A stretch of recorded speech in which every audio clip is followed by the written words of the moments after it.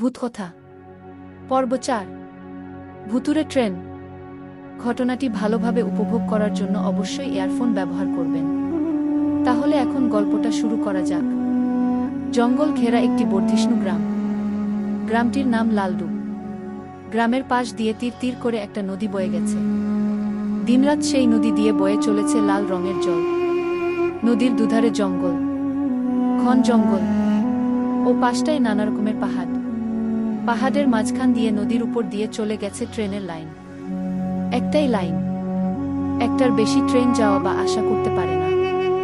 রাত্রিবেলায় কেবল দূরপাল্লার ট্রেনগুলো ওই পথ দিয়ে যাওয়া আসা করে, কারণ ওই সময় লোকাল ট্রেন বন্ধ হয়ে যায়। লালডুব গ্রামটায় জনবসতি খুবই কম।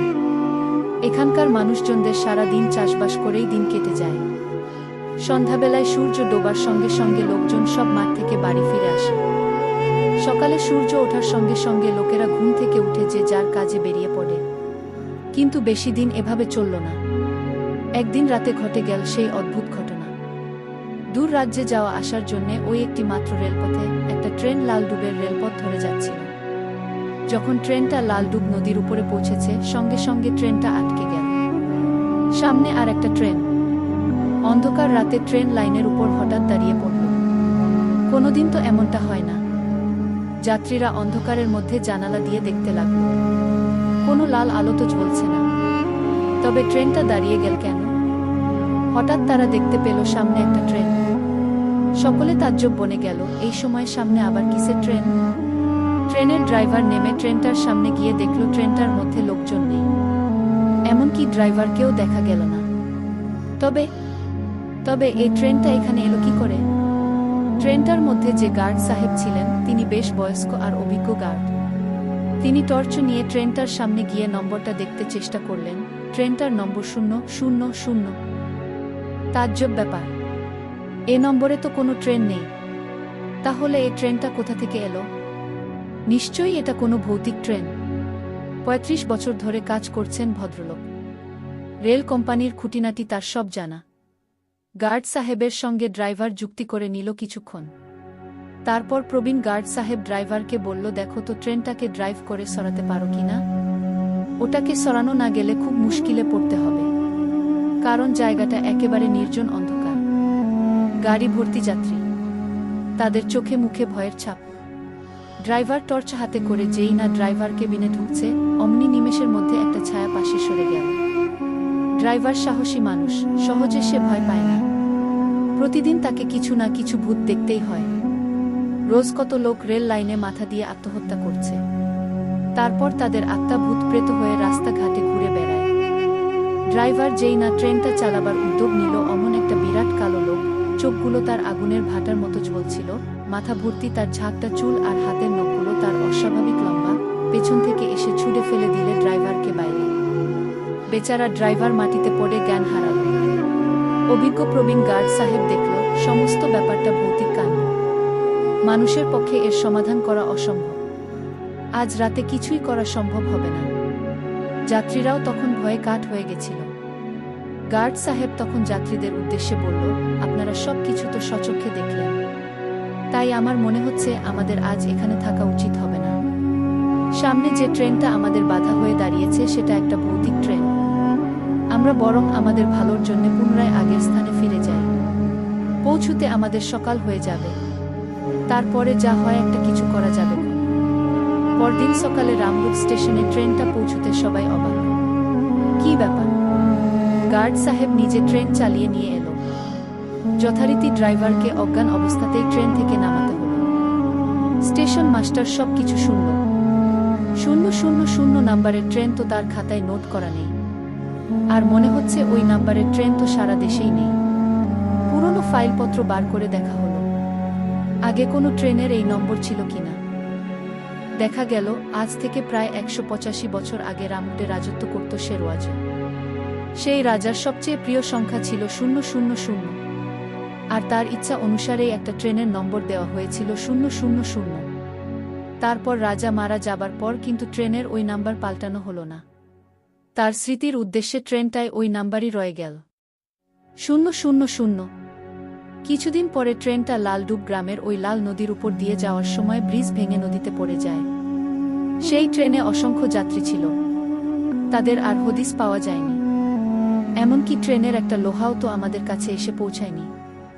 চারদিকে খবর দেওয়া হলো ট্রেনটাকে ওখান থেকে সরাবার জন্যে। বিভিন্ন পুলিশ বাহিনী, মিলিটারি সবাই সেখানে হাজির হলো, কিন্তু কি আশ্চর্য, কোথায় সেই 000 নাম্বারের ট্রেন? রেল লাইন সম্পূর্ণ ফাঁকা, ট্রেনের চিহ্ন পর্যন্ত নেই। সঙ্গে সঙ্গে সেই রাতের গাড়ির ড্রাইভার আর গার্ডও এসে হাজির হয়েছে। তারাও সব দেখে শুনে হতভম্ব হয়ে গেল।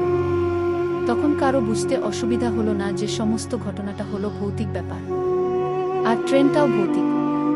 সবাই তখন খুবই চিন্তায় পড়ে গেল। কি করা যায় এখন? কারো মাথাতেই কিছু ঢুকছিল না। অবশেষে সেই লালডুব গ্রামের একজন বুড়ো লোক সেখানে এসে সবকিছু দেখে শুনে ভাবনা চিন্তা করে বললেন, সবে তো একদিন এরকম ভৌতিক কাণ্ডের ঘটনা শুনলাম। আজকের দিনটা না হয় দেখাই যাক না, তারপর কাল না হয় কিছু না কিছু একটা করা যাবে খন। আমি 85 বৎসর এই গ্রামে আছি, জীবনে কখনো এরকম ঘটনার কথা শুনিনি। ড্রাইভার সাহেব আর গার্ড সাহেব যখন দেখেছেন তখন কিছু না কিছু ভৌতিক ব্যাপার তো অবশ্যই আছে। বৃদ্ধের কথা মতো সবাই যে যার জায়গা চলে গেল। শুধু পুলিশ আর মিলিটারি বাহিনীদের সেখানে রেখে দেওয়া হলো। রাতের বেলায় সেদিন সেই পথ দিয়ে কোনো ট্রেন যাওয়া আসা করতে দেওয়া হবে না ঠিক করা হলো। রাতের অন্ধকার ঘনিয়ে এলো। সেই রেল লাইনের চারপাশ পুলিশ মিলিটারিরা সারারাত পাহারা দিতে লাগলো। ঠিক তখন মাঝরাত, গাঢ় অন্ধকার, চাঁদের আলো নেই, আর জোনাকির আলো দেখা যাচ্ছিল না। হয়তো সে সময় পাহারাদারেরা বিরক্ত হয়ে একটু ঘুমের ঘোরে ঢুলছিল। হঠাৎ ঘুম ভেঙে গেল। গাড়ির শব্দ, কিন্তু হেডলাইট জ্বালায়নি তো কেন? তারপরেই মনে পড়ল আজ তো সব রাত্রের গাড়ি বন্ধ করা আছে। হঠাৎ মনে পড়ল কাল রাতের ভৌতিক ট্রেনের কথা। টর্চ লাইট মারা হলো। দেখা গেল একটা গাড়ি পূর্ব দিক থেকে প্রচণ্ড গতিতে ছুটে আসছে। সেই ট্রেনের মধ্যে থেকে হাহা হিহি বিভিন্ন বিশ্রী ধরনের হাসির আওয়াজ শোনা যাচ্ছে। ওইরকম প্রচণ্ড গতি নিয়ে আসতে আসতে হঠাৎ ট্রেনটা লাল নদীর ব্রিজের মাঝখানে এসে দাঁড়িয়ে গেল। পুলিশ মিলিটারিরা ঘন ঘন গুলি ছুটতে লাগলো ওই ট্রেনটাকে তাক করে, কিন্তু কিছুই হলো না। শুধু শুধু গুলি খরচ হলো। খটাখট করে গাড়ির সমস্ত পাল্লা খুলে গেল। প্রায় 1000 খানেক ছায়া মূর্তি সেই লাল নদীর মধ্যে নেমে গেল। পুলিশ আর মিলিটারিরা ভাবল এই সুযোগ, সব ভূত এখন জলে নেমেছে। তারা দল বেঁধে ভাগ ভাগ করে ট্রেনের এক একটা কামরায় ঢুকল। সঙ্গে সঙ্গে ট্রেনের কামরার দরজাগুলো ঝপাঝপ বন্ধ হয়ে গেল। মানুষ তো আর ভূতদের সঙ্গে এটে উঠতে পারে না। তেনারা ছায়ার মতো জলে নেমেছিল, আবার কখন যে মানুষেরই ছায়া হয়ে চলে এসেছে তা কি মানুষের পক্ষে বোঝা সম্ভব? পরদিন সকালে গ্রামের লোকেরা সেই জায়গায় এসে হাজির হল। দেখল পুলিশ মিলিটারিদের মৃতদেহ পড়ে আছে লাইনের ধারে। বৃদ্ধ ভদ্রলোকটি এবার সত্যিই বুঝতে পারল যে এটা সত্যি সত্যিই ভুতুড়ে ব্যাপার। নিশ্চয়ই ভূতগুলোর কোনো ক্ষতি করতে গিয়েছিল, তাই সবার এই দশা। খবর গেল রামডে। খোঁজ খবর করতে লোকজন সব এলো। উপর মহলেও দ্রুত খবর ছড়িয়ে পড়ল। কিন্তু সকলের মুখেই এক কথা, এখন কি করা যাবে? এখন উপায় কি? কিছু একটা সমাধান করতে না পারলে গাড়ি যে অচল হয়ে যাবে।